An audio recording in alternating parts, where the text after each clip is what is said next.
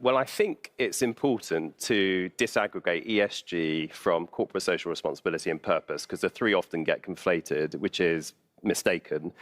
Because obviously with CSR, you're looking at the kind of philanthropic efforts of businesses spending money, donating in the community. Purpose is about what is your role in society beyond making profit. But what ESG is about is how you integrate those three factors and all the different strands under them, environmental, social, and governance, into corporate and investor decision-making, and importantly, how the capital markets measure that, attribute a value to it, what are the risks associated, what are the opportunities. So you've got to be clear about what you're talking about.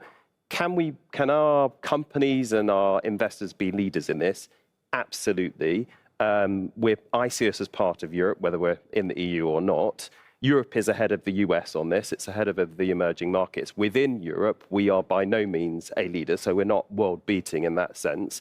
But if you look amongst our corporates like Diageo, Vodafone, AstraZeneca, these are well-known international reputation businesses with a good ESG profile, and likewise with our investors. Elgin, actually, what Michelle and her colleagues have done over the last few months has been excellent, but we've got lots of people who've been pioneers: Federated Hermes, Schroders, Insight Investment, Standard Life Aberdeen, who've really led the way globally on these things. And what we need is more of that. And actually, I've mentioned a load of listed people. There's private capital as well.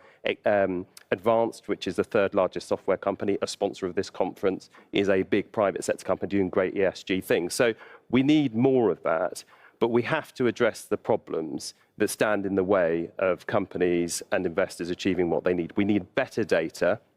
The pandemic exposed the lack of data in businesses about their supply chains. We have this alphabet soup of global standards and frameworks which need to converge.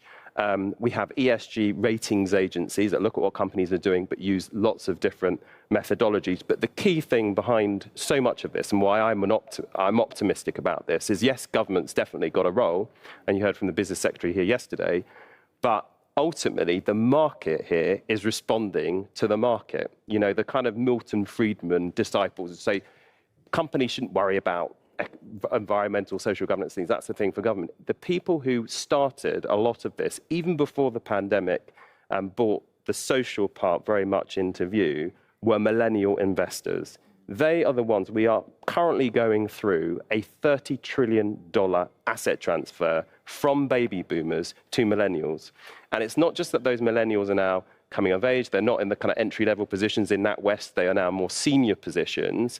They are also inheriting this money from the baby boomers. And what they are saying, and this is what so many of our wealth management clients are saying, is the conversations they're having with those high net worth families who have a lot of this money, is that yes, they want value from their investments, but the younger generations in the family are demanding that their values are adhered to in that as well. And that's what's really, I think, one of the big factors moving the allocation of capital to where we need it to be, for example, to green this economy.